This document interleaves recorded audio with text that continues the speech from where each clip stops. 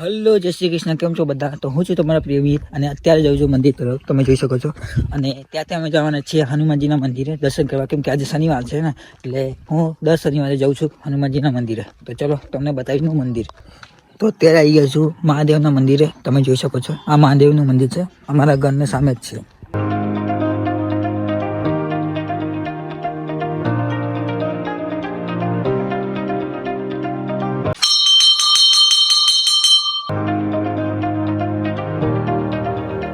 તો હવે હું જાઉં છું હનુમાનજીના મંદિરે. અહીંયા તો અમે દર્શન કરી દીધા મહાદેવના મંદિરે. હવે જઉં છું હનુમાનજીના મંદિરે, તમને બતાવું ત્યાં જઈને. તો ચલો, રસ્તા પર છું અને ચાલતો ચાલતો જાઉં છું, તમે જોઈ શકો છો. તો ચલો હવે તમને મળીએ હનુમાનજીના મંદિરે.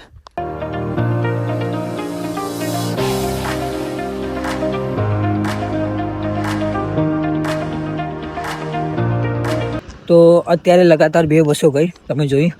અને હું એવી જગ્યાએ રહું છું કે ચારો તરફ હરિયાળી, ડુંગરો, આ બધું જોવા મળે અમારે અહીંયા. તમે જોઈ શકો છો આ બાજુ હરિયાળી છે, આ બાજુ હરિયાળી છે. અને ત્યાં સામે જોઈ શકો છો તે અરવલ્લીના ગિરિમાળાઓ છે, તમે જોઈ શકો છો.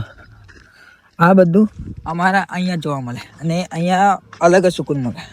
એક શુદ્ધ હવા જે હોય ને એ અમારા અહીંયા મળે.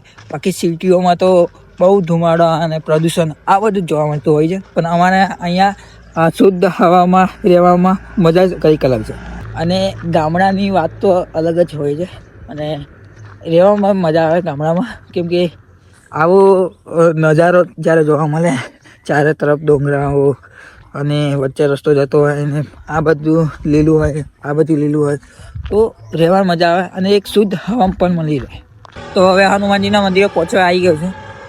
અહીંયા એક શીતળા માતાનું મંદિર પણ છે, તમને હું બતાવીશ. જો તમે સામે જોઈ શકો છો એ શીતળા માતાનું મંદિર છે અને એનાથી થોડા આગળ જઈશું એટલે હનુમાનજીનું મંદિર આવી જશે. મેં પહેલાં બહુ વખત બતાવેલું છે, પણ કન્ટિન્યુ બ્લોગ નથી બનાવતો, એના કારણે તમે એ બ્લોગ જોયો જ ન હોય. તો આજે એ બ્લોગનો પણ ખબર પડી જશે. અને હનુમાનજીનું મંદિર પણ તમે જોઈ લેશો. હું દર શનિવારે આવું છું અને મજા આવે, એક અલગ સુકૂન મળે.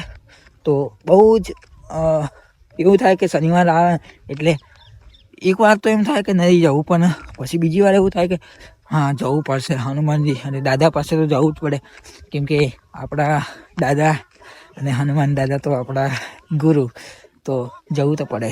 અને આ રહ્યું શીતળા માતાનું મંદિર, તમે જોઈ શકો છો. તો આ છે શીતળા માતાનું મંદિર અને થોડા આગળ જઈશું એટલે ત્યાં હનુમાનજીનું મંદિર આવી જશે, તમે જોઈ શકો છો ત્યાં. તો હનુમાનજીના મંદિરે પહોંચવા આવી ગયા છીએ અને હનુમાનજીનું મંદિર આ જ છે, તમે જોઈ શકો છો.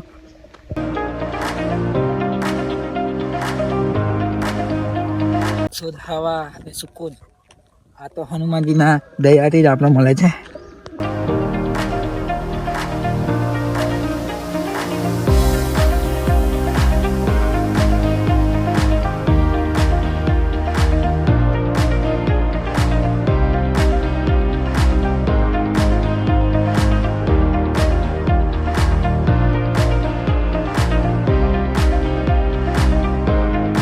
તો આ છે શહીદ વન વિભાગ, તમને એની અંદર જઈને બતાવું. તો ચાલો.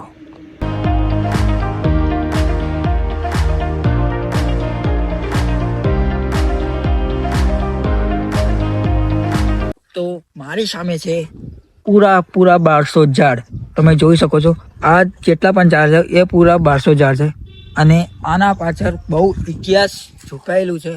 અને ઇતિહાસની વાત કરીએ તો તમને હું એક ક્લિપ બતાવું, એમાં તમે પોઝ કરીને તે ક્લિપ વાંચી શકો છો.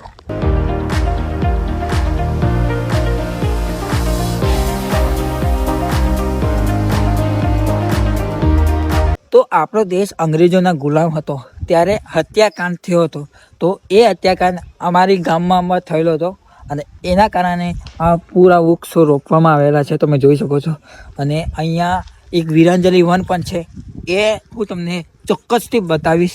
તો એ નેક્સ્ટ બ્લોગમાં તમને મળી જશે જોવા માટે. તો વીરાંજલી વન પણ તમને પૂરો વિડીયો હું તમને બતાવીશ, ત્યાં શું છે, કેમ બનાવવામાં આવ્યું છે, બધું બતાવવામાં આવશે તમને. તો ચલો, હવે દર્શન થઈ ગયા છે હનુમાનજી દાદાના. તો ચલો હવે જઈએ ઘરે બાજુ. અને જે પવન છે એ પણ નીકળી ગયો છે, તો એના કારણે ઠંડી વધારે લાગે છે. જય શ્રી રામ, જય શ્રી રામ. તો હવે જઈએ છીએ ઘરે બાજુ, અને પવન પણ બહુ નીકળી ગયો છે, તમે જોઈ શકો છો. તો ચલો હવે જઈએ પાછા ઘરે બાજુ. તો આ છે શીતળા માતાનું મંદિર, તમને બતાવું. તો ચલો અહીંયા ચંપલ કાઢીએ. देखो આ છે શીતળા માતાનું મંદિર. અત્યારે તો એ બંધ છે, રવિવારે ખુલ્લે, એટલે મતલબ કાલે ખુલશે.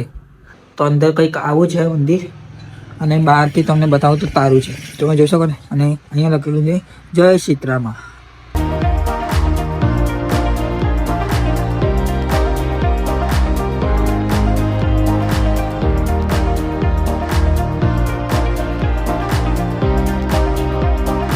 તો ચલો હવે જઈશે.